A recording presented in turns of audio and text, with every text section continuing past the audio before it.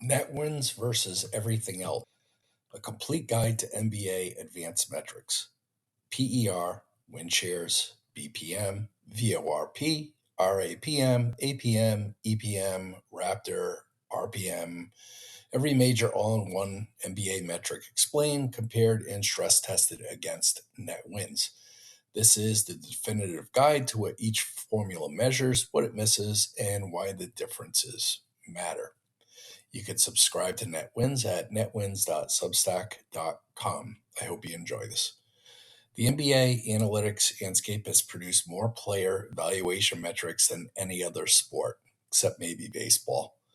Some live on Basketball Reference, some on ESPN, until they were discontinued, some on independent sites maintained by researchers. Nearly all of them claim to answer the same question: how much does this player actually help his team win? They don't all answer it the same way. The inputs differ, the mathematical approaches differ, the baselines differ, and the outputs differ enough that the same player can rank 8th by one metric and 27th by another, reflect genuine philosophical disagreements about what basketball production actually means.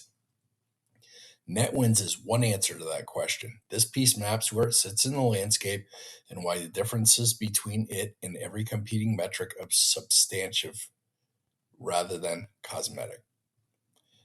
Thanks for listening to NetWins. Subscribe at netwins.substack.com. I'd appreciate it. So the full metric landscape. Tier 1 are box score only, no play-by-play or tracking required. These metrics can be computed from the traditional box score alone: points, rebounds, assists, steals, blocks, turnovers, fouls, field goal attempts, and free throw attempts. They work back to about 1952 and can be applied to international leagues and require no additional data infrastructure. The first of these is Player Efficiency Rating, PER, by John Hollinger in the 90s. The output is rate per 48 minutes, with a league average equal to 15. PER was the first widely adopted all-in-one metric and remains the most cited in casual NBA coverage. It values every positive statistical event: points, rebounds, assists, steals, blocks, and penalizes turnovers and missed shots. The key feature: it's pace adjusted, so players on faster teams aren't penalized for playing more possessions. What PER gets wrong: it weighs assists at roughly the value of a field goal, massively overstating their contribution. It treats defensive rebounds as nearly as valuable as offensive rebounds, despite most analytics research suggesting the marginal value of a defensive board is very low. And it's a pure rate metric, completely blind to games played. A player who posts PER 28 in 20 minutes per game for 30 games ranks above a PER 22 player who played all 82 games at 35 minutes. Net wins penalizes absence through simple math. Fewer games means fewer net wins accumulated. The next of these is win shares, a Basketball Reference. The output: estimated wins contributed, split into offensive and defensive shares. Win shares uses regression weights to estimate each player's contribution to the team's point differential, then converts that to wins. It divides into offensive win shares and defensive win shares, which can be examined separately. Importantly, win shares approximately sums to the team's actual win total, a feature it shares with net wins. What win shares gets wrong: the defensive component is largely estimated from weak box score proxy: steals, blocks, defensive rebounds, opponent's points per possession when a player's on the court. His defensive ratings have been widely criticized for being unreliable. The metric also uses position-adjusted weights, meaning the same block by a guard is valued differently than one by a center, a design choice that can produce counterintuitive results. How net wins differs: net wins also sums to team wins by construction, but the formula is fully transparent. Every input is visible. Every weight is equal: 1 point equals 1 rebound equals 1 assist equals 1 steal equals 1 block equals -1 for a missed field goal, etc. And missed field goals and free throws are penalized directly rather than being embedded in efficiency estimates. Win shares penalizes shot attempts indirectly through efficiency metrics. Net wins penalizes individual misses explicitly. Thanks for listening to Net Wins. This podcast is free and public, so feel free to share it. Tier 2 box score plus regression against lineup data statistics. These metrics use traditional box score stats as inputs but calibrate their coefficients by regressing against lineup level data, how teams perform with and without specific players. They require more statistical infrastructure but produce coefficients that reflect actual on-court impact rather than assumed value. The first of these we'll discuss is box plus minus. The output is points per 100 possessions above the league average. 0 equals average. BPM is the best validated publicly available box score metric. Daniel Myers built it by regressing traditional stats against long-run RAPM data, which means the coefficients reflect what actually correlates with on-court impact rather than theoretical assumptions. The result, blocks by guards are weighed more than blocks by centers. Assists have position-adjusted values, and defensive rebounds are distributed among all 5 players rather than credited fully to the individual. What BPM gets wrong? As established in the newsletter's earlier BPM comparison piece, it's a rate stat completely blind to games played. A player posting a plus 8 BPM in 20 minutes is ranked equally to one posting plus 8 in 36 minutes. It also requires a minimum of approximately 250 possessions to produce a reliable estimate, making it unstable for players with small samples. And its calibration is against long-run RAPM, which means it reflects historical relationships that may not hold perfectly in any given season. The next statistic is value over replacement player. The output is value above a replacement player expressed in wins equivalent. VORP is BPM converted to a cumulative seasonal metric by accounting for minutes played and a replacement level baseline. It fixes BPM's games played blindness by multiplying the rate by the playing time. A player with a plus 5 BPM in 30 minutes per game produces higher VORP than one with plus 5 in 20 minutes. How does net wins differ from BPM, VORP? There's 3 key structural differences. First, net wins penalizes individual missed shots. BPM penalizes shot volume regardless of outcome. A player who shoots 70% from the field generates minimal field goal miss penalty in net wins. BPM still docks him for the field goal attempted cost. Second, net wins anchors to actual team wins. BPM, VORP anchor to a hypothetical replacement level. Third, net wins credits defensive rebounds fully to the individual. BPM distributes them. Tier 3 statistics, adjusted plus minus, APM and RAPM. These metrics use play-by-play lineup data, no box score at all. They estimate each player's contribution by solving for the plus-minus that each player generates independently of their teammates across every lineup combination they are pairing. Adjusted plus-minus. The output of adjusted plus-minus is points per 100 possessions above average, teammate, and opponent controlled. APM was the foundational approach. Take every lineup combination, record the scoring margin, and solve a system of equations to isolate each player's individual contribution. The problem is variance.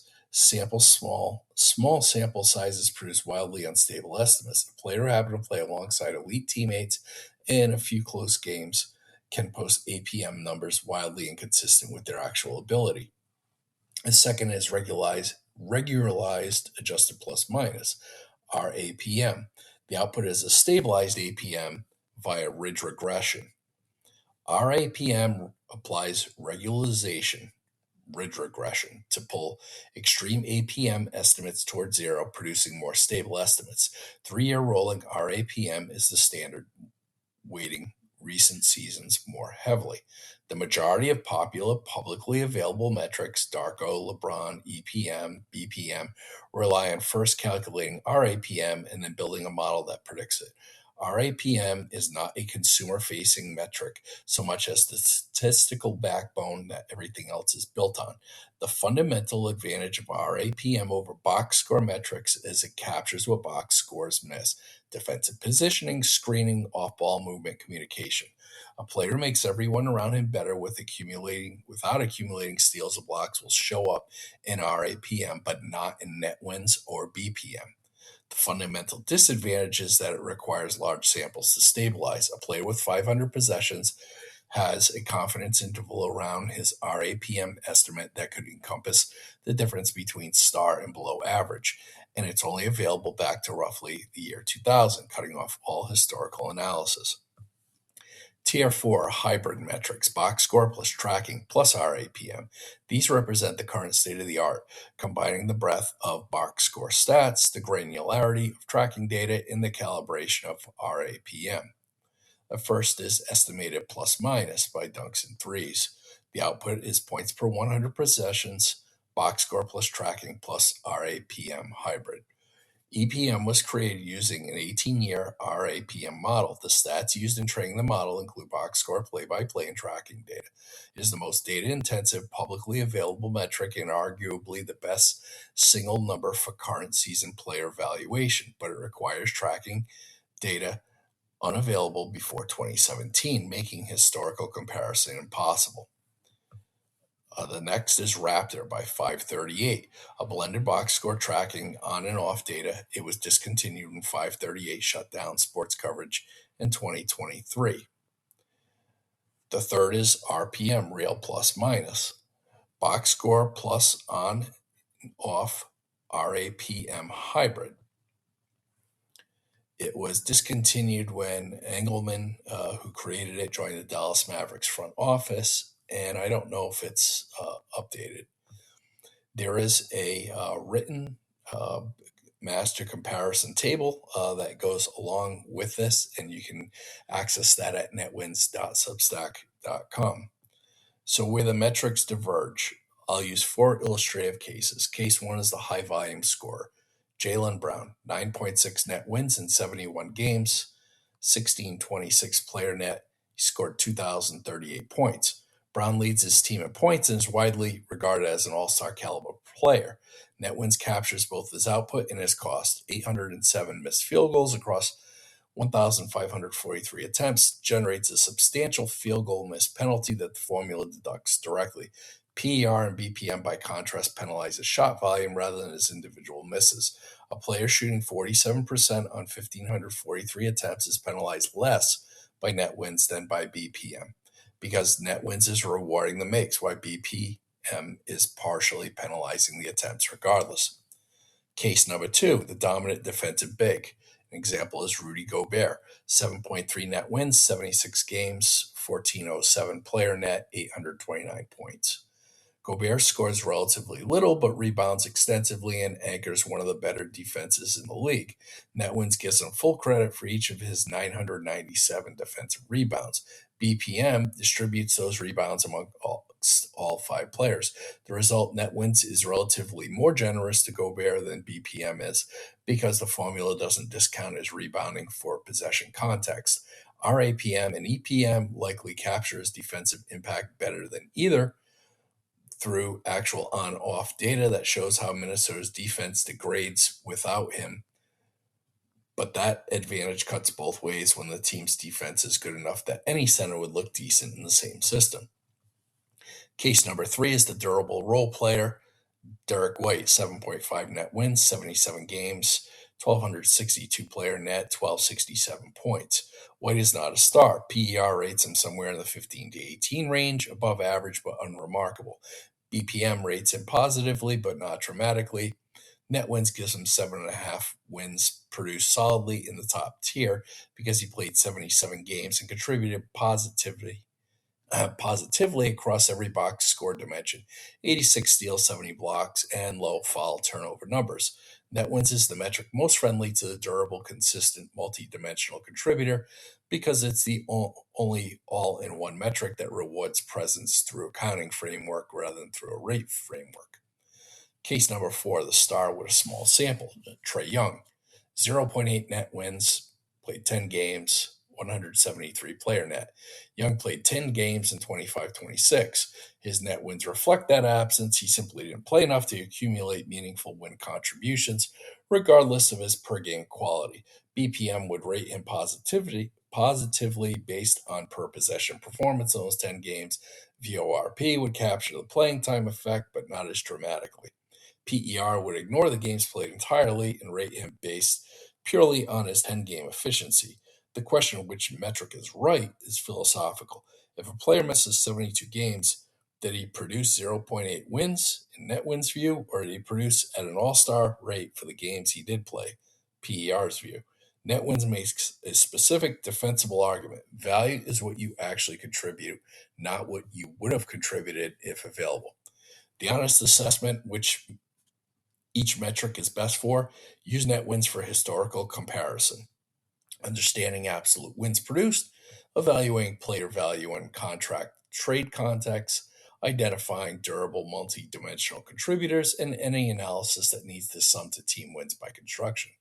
Use BPM and VORP for identifying per possession efficiency, understanding whether a player's production is above or below replacement level, regardless of team context, comparing players on very different teams. Use win shares for historical analysis as a cross-check on net wins, understanding the offensive-defensive split in production. Use PER for absolutely nothing that BPM or net wins doesn't do better. PER's assist weighing is indefensible by modern standards, and its rate-only framework ignores playing time. It persists primarily because it was first, and familiarity is powerful. Use RAPM, EPM for current season analysis, where you specifically want to capture off-ball and defensive contributions that box scores miss. Any analysis where you care about separating individual impact from teammate quality. Never use APM for individual player evaluation. It's too noisy.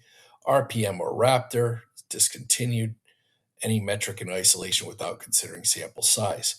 Why net wins exists alongside these metrics? The public metrics share a common feature. They're all designed by researchers optimizing for statistical accuracy, the correlation between their metric and actual winning over large samples. That's a legitimate and important goal. Net wins was designed for a different purpose, interoperability. Every number means something concrete.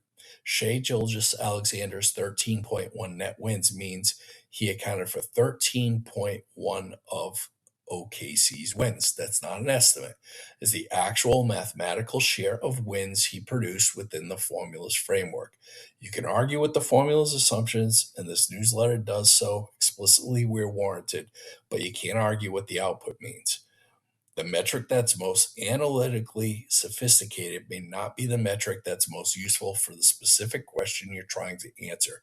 Trade evaluation, contract analysis, free agent pricing, historical comparison, those questions all benefit from a metric whose output has a real-world referent. He was where 13.1 wins is a sentence a GM can use. He had a BPM of plus 7.4 requires translation. Both types of metrics belong in the analytical toolkit. Neither replaces the other. Thank you for your time.